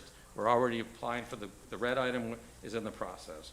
We'll do the blue items, and then again, I think I'm not against doing things in the backyard, but I believe, quite frankly, one Mandalay resident wants me to fill it. She don't want me to expand it. She wants me to fill it. So, and I can't do that because if I fill it, the next door neighbor is going to be flooded. Commissioner Tigas? Yeah, when you and I walked the property, it seemed like the water was coming down, and then when it hit one Mandalay, it bifurcated. There was a portion of it that obviously ran in the front of the property, and then there was a portion that ran around the back of the property, and then along that fence line between one Mandalay and the property to her south, to the south of her. And I don't know if this is acceptable to Mrs. Lucas, and maybe she ought to weigh in on it in terms of what she's looking for, but would a swale down along that fence line between her property and the neighbor's property to the drain, which is a public easement, and then perhaps use Commissioner Fender's idea of a yard drain going in there, would that help alleviate the problem that she currently has? In my opinion, it may drop it a little bit, but it will not be a significant change. There's things we can do with that controls, that inlet that we're talking about on South Sewall Point Road that controls the water, but currently, right now, the water's doing that already. And don't get me wrong, I could put one of the things was to put like the water coming off of Mandalay into her side yard, into the backyard. Mm-hmm. We could put a berm there, okay? Okay, that's gonna just hold more water in the front yard. And maybe that would allow the water in the backyard to get out, okay, to that control structure that we talked about modifying in that corner. I just don't see that providing an instant gratification. Let's put it that way. It's just that there's that's how much water is coming there. So that's why I'm telling you, the best thing we can do is hold the water back in the upland areas to the west, because that's where the water's coming from. It's coming down that road, and it's getting into our structure. Maybe we could do a better job of getting it into the yard drain system we have. That's one thing. But again, I think we should concentrate on the improvements on Mandalay Road area. That, to me, would be better initially. And I do have a comment for Ms. Cindy Lucas. Hey, Joe. He knows I still want him. It's 3 years. I've been there 23 years. Those houses that are up on the hill were nice little houses. We have gigantic houses. I think it's ridiculous. I mean, I just think it's ridiculous. I'm gonna worry about those houses up the hill. The house next door to me, on the other side, has water in the garage. I've been there 23 years. Every hurricane, every flood, they get water in the garage. I've never had water in my house, not once. When you were doing the driveway, the guy that was doing the driveway said to me, they're screwing this up. I said, oh. And you did. I have 2 ponds now, plus the circle, all the way around the yard. And yes, it is environmental. My dog has cancer. I just spent $6,000. I asked the doctor, which I took to another doctor the other day. You know what he said to me? He said, this is an environmental. We're seeing lots of dogs. Yes, because he's laying in the mold. People, the mold. My golden retriever. You walk back there. It's disgusting. I am embarrassed. My yard was beautiful. It is embarrassing. My neighbor just moved. She lived there 23 years. We worked together. Now, I have a question, Joe. I would like to know why I have to care about the guy next door and the guy in the back of me. The neighbor in the back with me, we came here and talked to you. I don't know what's going on with him. That's not my problem. The fence is disgusting. I mean, has he responded? Anybody respond to him? The guy in the back? So what are we going to do about it? We're going to wait now till hurricane season, and now I got to worry about another drainage you're going to do?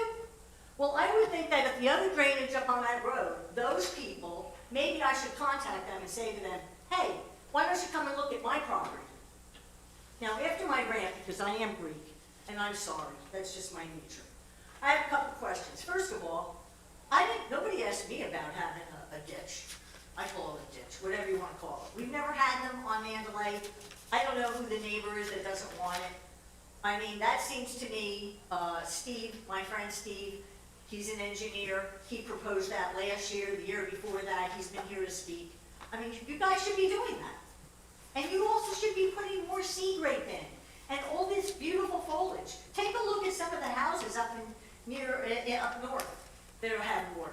They're putting more bushes and sea grapes and mangroves and all the natural stuff.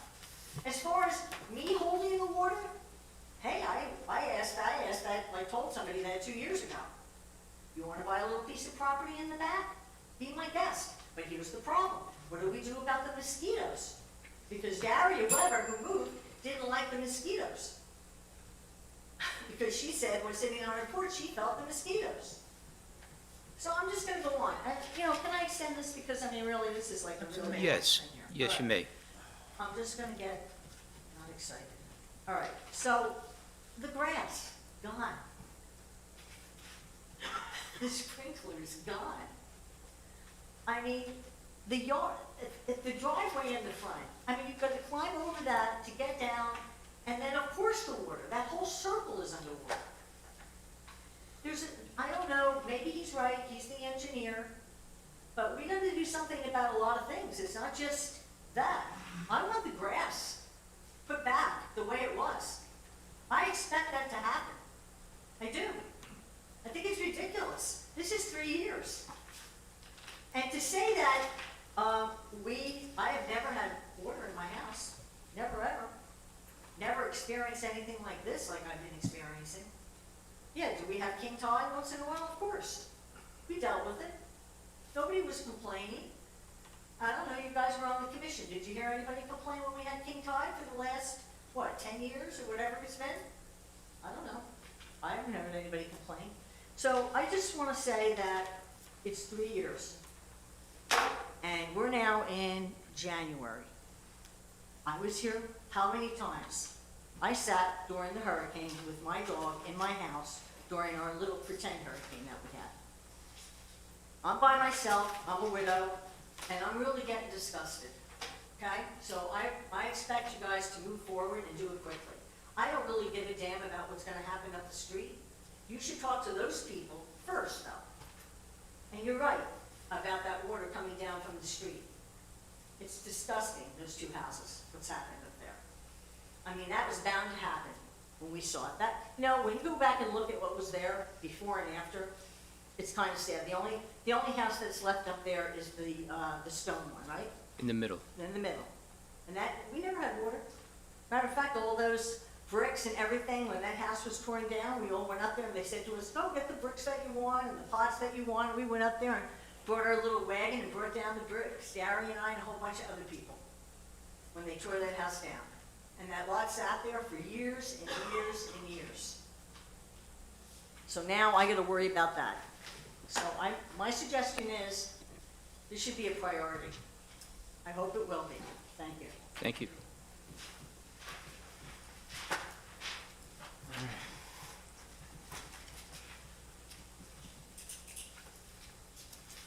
All right. We're to commission staff and closing comments. Well, Any, Just a question, how are we going to wrap this up? well, I'm sorry. This is something that's going to have to go back to staff along with the town engineer and bring a proposal back to us, give us some ideas on cost and what we can do. Is that agreed by the commission? Oh, I would like to see some firm numbers, you know? Numbers would be nice. And if, if one of the issues that Mrs. Lucas brought up was fine, buy a corner of her property and put in a retention pond, then what's that going to cost and what's it going to cost to put the pond in? And we ought to take a look at that. And then we ought to take a look at what it's going to cost to turn around and do the, the improvements on the public right-of-way. The only problem with the retention pond, you're putting it there, it's going to be the low point, but that doesn't necessarily mean the water's going to go in there, because when it's flooded, it takes time for that water to drain. Even in the retention pond, the water will go there, but you got a water level because you're right close to if you get a shovel and you dig a foot or two deep, you're hitting water over there, and that's part of the problem where I don't know. And Jill, would you think a retention pond would work, or we're going to be dealing with more water on that?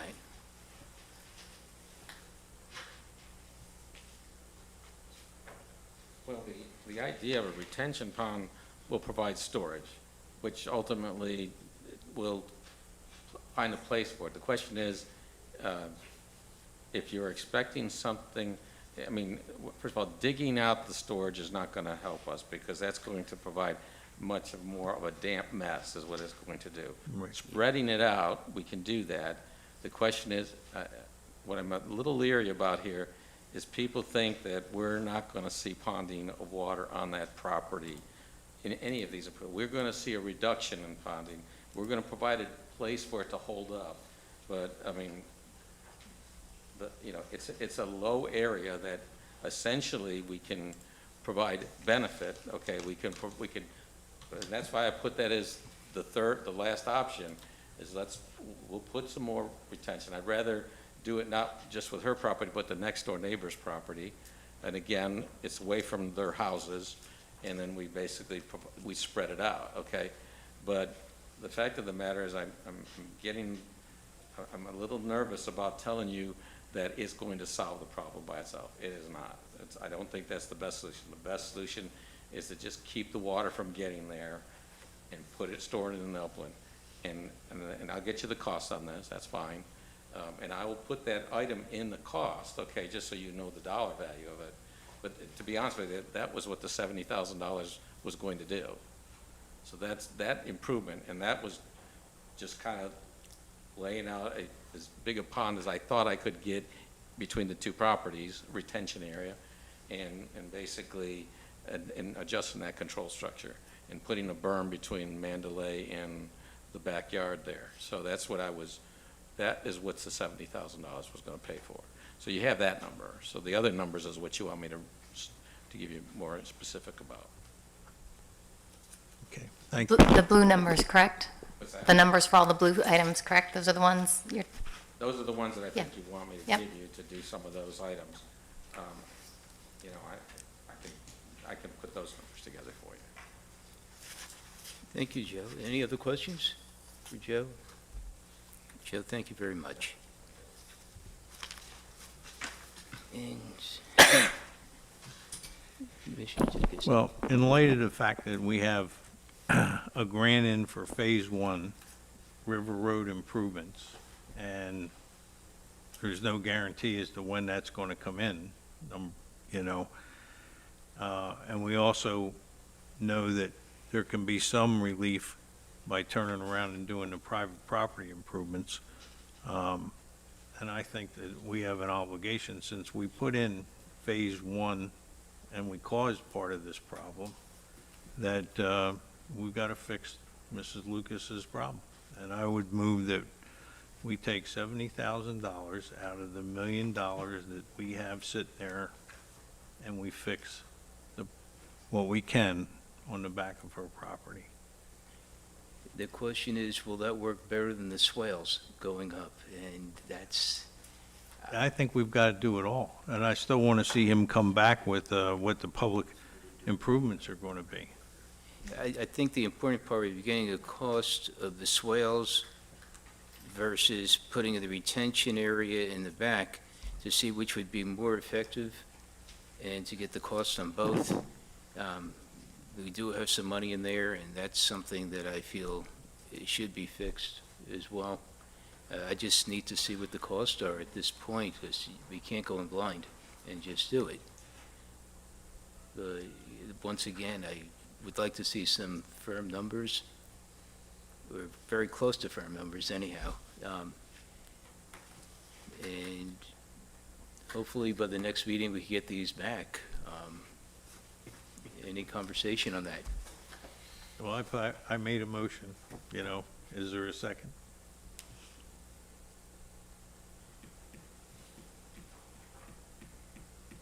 Go ahead, Commissioner Fender. I'm waiting for the motion, and then I'll make another motion, I guess. We have a motion from Commissioner Titikus. Do we have a second? I'm going to pass the gavel. I'll make the second.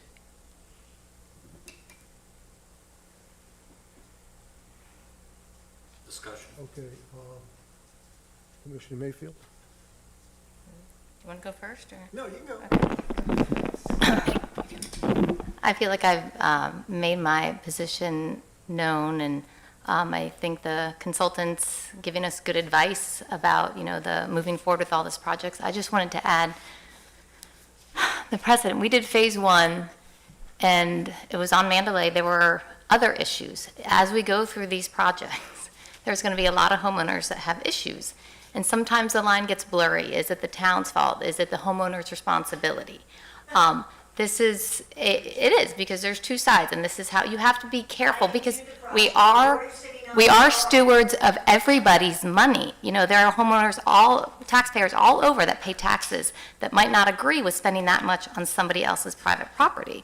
So, you know, if this is what you guys think, that's how this process works. I support it, but it is, to me, it is a decent amount of money on one property where, again, the home is not in danger, and we have other ways to try to hopefully fix this problem. And then, you know, you go to Phase 2, you go to Phase 1, someone's going to have a problem, and they're going to be like, well, you spent that much money down there. So it doesn't really make sense. I understand the urge to fix the problem, because she has been here a lot, and water is a huge issue. It's going to come up all over the place, and we have to be very prudent and fiscally responsible. And I don't think that is a very fiscally responsible decision, considering we have other options. So that is, at this point in time, maybe if nothing else works, But we have other options that our consultant, who is an engineer, none of us are engineers as far as I know, is telling us that I think this will help the most. So I just don't think that's my opinion, and I think it needs, I wanted to say it clearly. That's it. I'll go along with the will of the board. I want to fix the problem from top to bottom, and I've been pushing to that beginning. My proposal would have been to start in a set of phases, start with a yard drain and the swales, see what the price is on that. I'm not necessarily in favor of another retention area, because I think we have one down there. I think we can bring good relief at a reasonable cost, and if that first phase doesn't solve the problem, then we go to the more expensive phase on phase 2. We don't have to boil this ocean immediately. I mean, we were down there and we saw the extent of the problem. I think we understand it well, and I think there's probably a relatively easy fix that will bring relief without boiling the ocean. So that's why I was in favor of yard drain and swales to start, and then we can talk about going to the next step after that. Commissioner Mayfield. Yes, to Commissioner Fender's point, I believe I said when I first spoke that a smaller fix, I think, is prudent at this time, just like we did on the corner of Margarita and River Road, and I don't, maybe, is that working so far as we know? Yes. That could tide us over till we address the root of the problem. That is what I think. That is what I think I was talking about before, was a smaller fix by putting in the swales. That's, to me, would, I think, be the greatest advantage, because, and I'm saying, when you put a wide swale in, the problem is, it's going to hold more water. Right now, we're only concentrating on the bottom. The water has to come from somewhere to get to the bottom. And that's where I think we need to be. And for the people that said no to it and they complained while this project was going on, you know what? They're no different than me, who has big swells on my property. And I know the properties over on on Sewell's Point Road, they have swales. And there are swales pretty much, in a good amount of people still have swales, and they maintain them. I do. And I think it's only fair, and, we're going back to sharing the wealth again. I don't feel somebody is exempt that never should have been exempt in the first place from having those swells on their property. Them not putting the swells on there is what I believe deep in my heart is what created the problem. I think that's the heart of it. They're not taking on their share. And by doing this, that will alleviate, I guarantee, at least 50%, if not more, of the water. Just by watching the way things were coming down, and even off their own individual driveways coming down the road, it's not going on there because their driveway is a little bit a little bit lower than the grass. So what happens if you put that swale in, now the water is going off of their driveway into the swales. You want to create this where it's going to be less expensive and it's going to do more, it's going to help more, because when you're putting all this down at the bottom, all you're doing, it's like you're playing in mud at this point, because the water got there, and you got to prevent it from getting there. Next. So the way I understand it, the motion and the second on the table is for a $70,000 fix. There was no second. There was a second. You have one second. Sorry. So I'm saying the fix is a $27,000 fix with a yard drain and a swale for now. So I don't know how to solve the problem of the motion in second, but I'll vote no on it. Not because I don't want to fix the problem, I do. I just think we're not approaching it appropriately. A yard drain and going into that isn't going to do anything. It's actually might even create more of a problem, because I know for a fact from my own property, they back up. And then you have the problem back all over again. And you're putting it into that area that's already highly sensitive. You don't want to do that. You're going to create a bigger mess for Ms. Lucas. It's going to be more headaches than it's worth. Trust me on that. So you're suggesting that we don't put a yard drain? No, not over there, no. It's going to back up. It's going to... I haven't heard anybody say no, so that's interesting information. Yes, and, I know Joe's seen it firsthand where the drain backs up onto the property, so has our town manager. I've Well, brought the it to their drain backs attention. up, but then it drains. That's Yeah, what yeah, the drain does.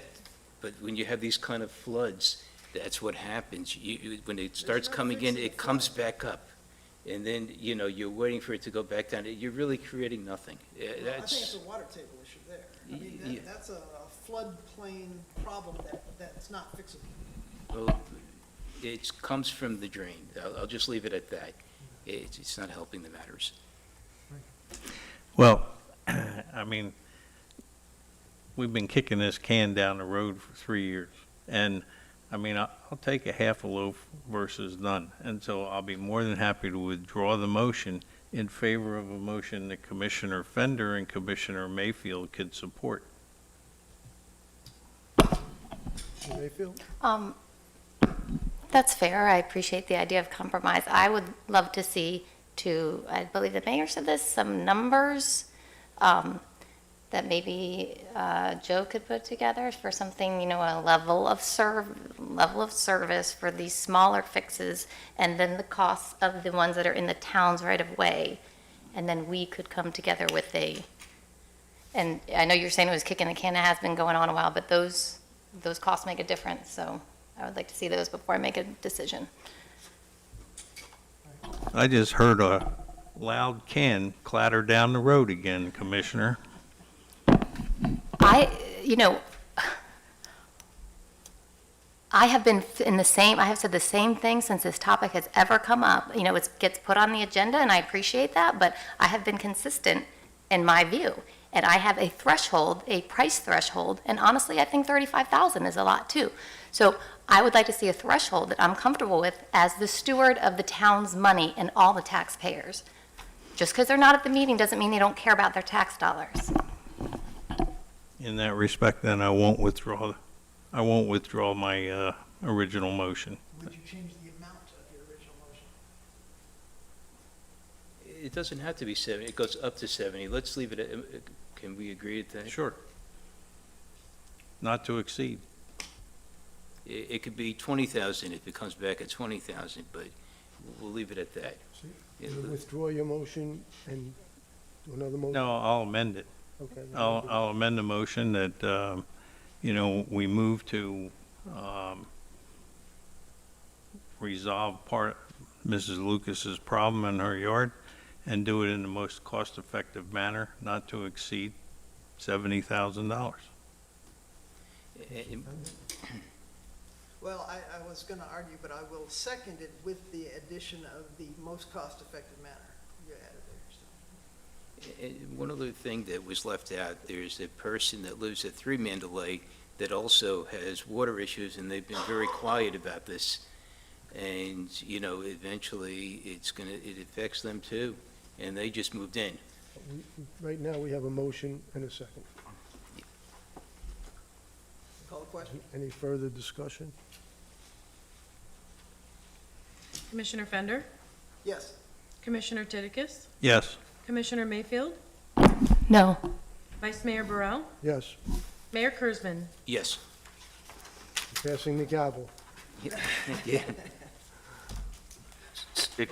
Just a point of order, so I have my direction. I know the wish was that we would have this ready to go for the next meeting. That, we have a holiday in between here, so that's Monday. And then Tuesday, the agenda has to be out. So I don't know if that's capable of Joe's staff to get together those figures that you want for the next meeting.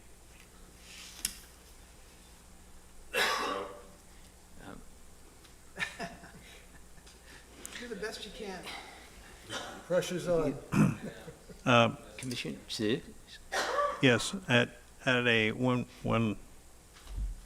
least one of the first meetings I first attended, and this came up, one Mandalay came up, and we talked about the neighbor to the west of, or to the south of Mrs. Lucas. You indicated, Mr. Daniels, that you had not approached the individual because you didn't have authorization from, the commission to move to resolve the problem. That roadblock has been moved away, and will you be approaching that neighbor in order to talk to them about what's necessary? Yes, and even though I didn't have the authority. I did want to make sure that if they wanted to be involved in the discussion, and I just got no response from the messages that I left.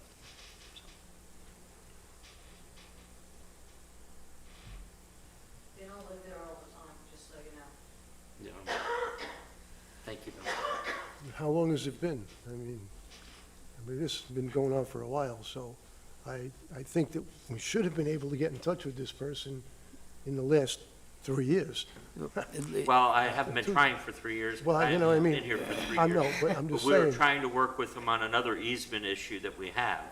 So, Okay. you know, there's multiple purposes. But, you know, I think the commissioner's correct. You know, I didn't have concrete direction on really what this commission wants to do. So But you I do. have that now. Okay.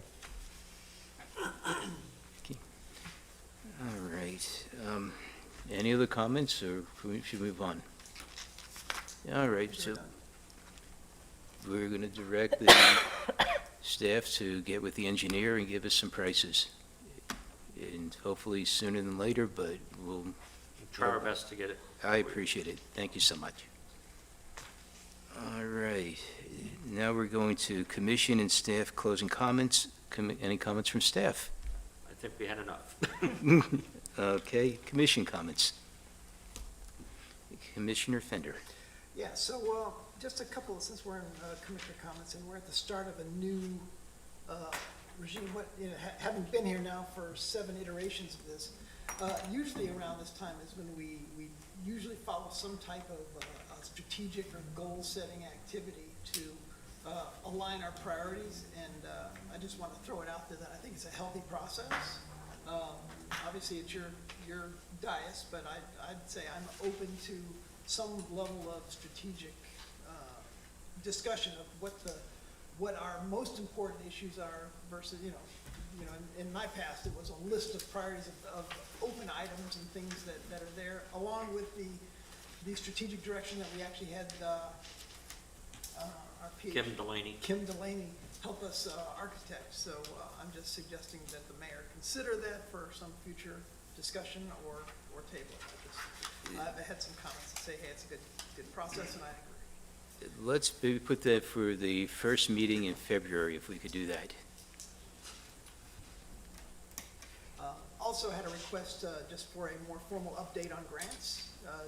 In the past, we've seen a nice table of potential grants coming up. If maybe Joe and Amy might take some time and give us an overview at your, doesn't have to be immediately, but when you can get something definitive together on what we're shooting for in a way that's digestible by us, not in paragraph form, but maybe in table form, would be helpful. And that's all I have. Mayor, if I may, just on the grant issue. Yes. Right now, we're between a rock and a hard place, because we have a legislative delegation that says we don't want you to go the appropriation way and go to the grants, and we filed for the grants. And, we have gone through extensions and, and timetables where they say, you're gonna have it, or at least the announcement. I'm not saying we have the grant, but, because they won't tell you that. But, now we're up against the legislative session again, and that's why we went ahead with the appropriation that we have. So my intent is to speak with, Senator Harrell is still up in Tallahassee this week because there's meetings going on, but is speak with her staff and just say, listen, is there any way you all can find out from DEP when they're going to make the announcement? And, not to make a big fuss over it, but it would definitely help us with some of the planning that we're doing and knowing, if we're going to have funding or not. Yeah, well, some of that to me is the sausage making. That's great. I'm glad you're doing all that. I would just like an overview of what's being made, right? And what our opportunities might be and probably what we might end up with. And so we can just make some strategic visionary planning of, what the road forward might look like and might not look like. Okay, Vice Mayor. I recall when we used to have the meetings about setting our priorities, we would have one meeting, and it was not necessarily, it was an informal meeting. On a Saturday. Workshop. Yeah, it was Yeah. more of a workshop where we sat and discussed every issue that we have, and we set our priorities that way. I recommend that we do that again. That's all we do for that meeting, is that we set our priorities and we discuss them. So that's what I'm proposing. Love it. Yeah, we've done that in the past, so. That's something that, that's something we could do in February, maybe possibly, do you want to do it on a Saturday? Well, the you sooner think? the better, I mean, because we want our priorities to be ready by February or March. You know, Would you be willing to come on a Saturday in January? Maybe come on Saturdays. well, it's another Saturday that would be killed, but okay. Does it work for all the other commissioners? Actually, Commissioner Mayfield was next. Oh, thank you. I know there's a sign, but if town manager, would you quickly remind everyone what roads are closed when for Phase 3, which I believe is, the construction is starting tomorrow, right? Construction with the tree trimming, so primarily around the canopy area and those streets, so it's Ridgeland, and you have to go up to River Road and then come across on, I believe it's, I'm sorry? Rio. Rio Vista, and coming back down, and that's for a period of 2 to 3 days, while they do the necessary trimming that they have to do. Okay, and it's open at night, correct? This is only That's during, correct. like, contractors' Work hours? hours, Okay. Yep. correct. And, you know, obviously, if somebody needs to get out of the, you know, again, those same guidelines work. And then we hope, you know, we have another meeting on Thursday, so my hope is to get like a 2-week schedule that is realistic, that we can get out to, you know, the residents, so they have some type of idea of where the detours are gonna be, and then update it every week, because as you know, you could have rain, you know, other things can occur that's gonna push the schedule back, or maybe they move forward quicker. So, you know, whatever that change is, that's, you know, we wanna try to get it out as soon as we can. Okay. Okay, and Commissioner Titicus. Regarding the priorities, I'm in agreement with this 100%. I think it's a great idea. And perhaps it could be tagged into the workshop, or at least on the front end or the back end of the workshop on speeding. Or the other thing is, I think Mr. Daniels just sent out something about a groundbreaking situation on the 28th. And if all the commissioners are going to be here for a groundbreaking, perhaps we could peel off, you know, a couple hours and sit down and hash through that.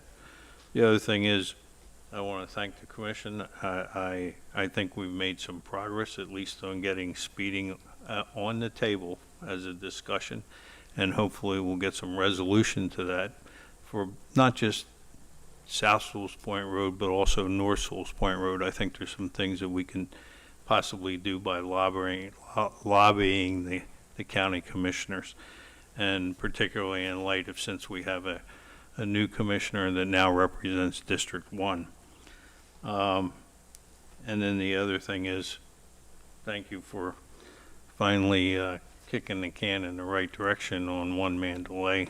At least we've got it moving. Appreciate your cooperation. Thank you. Just on that groundbreaking day, I have a hard stop at 11:30 that day. Yeah, it'd be hard for me too. During the week, I have my real job, Just not the other real suggestion. job.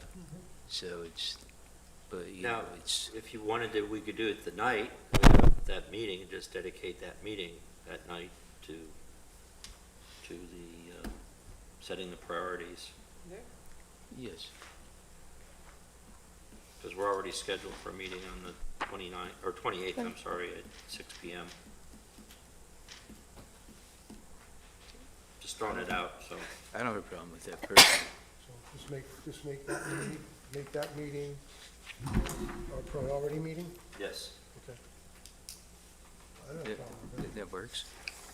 Just a quick question, I don't want to take us too far down a hole here, but I've had questions over time about lighting on South Sewell's Point Road, and I'm just going to ask Joe if street lights are any part of the phased project of road raising. The streetlights are, in fact, I had a meeting today, actually, it was a Zoom or Teams meeting, I don't know, I get tied up between the two of them, but with FPNL, we've, since I've been here, Jack Reisinger and myself have been working with FPNL, not only to make sure our lights are converted from the sodium vapor lights to the LED lights, but also on our lights that we own. We've always had a problem with FPNL with finger pointing. We have a light go out, they'll come out to fix it, and we've already had our electrician look at it, and they say, well, there's just not power coming to the light. They come out and they refuse to even look at the light because they don't own it. So we will be coming together, hopefully, at one of our future meetings where we can probably save some money by doing the conversion, letting FPNL take over the lights. It will mean a different fixture, with a comparable fixture to what we have. And the original cost was too high in my opinion, but if we match it in with the work that we're going to be doing in Phase 3 and Phase 2, there could be some cost savings done. So I think initially during the construction period, to get back to your question, we probably are going to have more of a less lighting because of the construction and the fact that they have to take the lights off the pedestals. During construction. Right, but after the construction's done, I think we'll see a better lighting product out there and one that's going to be handled by FPNL. So hopefully the service issues, we won't have that infighting, and we can get lights that are out fixed quicker. That's good news. That's great. Anything Great. else? Yeah, one last thing. So I heard you mention that we're gonna do some tree trimming, and we've been talking about this for a few months. I feel like we ought to articulate that there'll probably be some angst over the tree trimming during the construction, but we have a plan in place to restore the canopy and replace some of the trimming that we're doing, right? Yes, that's correct. We have an allocation. There are some trees that we're identifying. Judiciousness about the trimming. Maybe an email would be nice, I don't know, to the town, or, they might not be paying attention, and If we could even give like a weekly email, just to let them know what's happening this week with the construction project, what's going to be closed, what we're going to do in what phase. Yeah, that's what I kind of mentioned, I want to try to give them a 2-week thing with 1-week updates. So, as things change, we can get the information out there, so. That's the best thing we could do right now. All right, any other comments? All right. You don't want to stay for a couple more hours Motion to adjourn? You might have cut it in half. I'll make a motion. to stay? No, to adjourn. Let's clarify.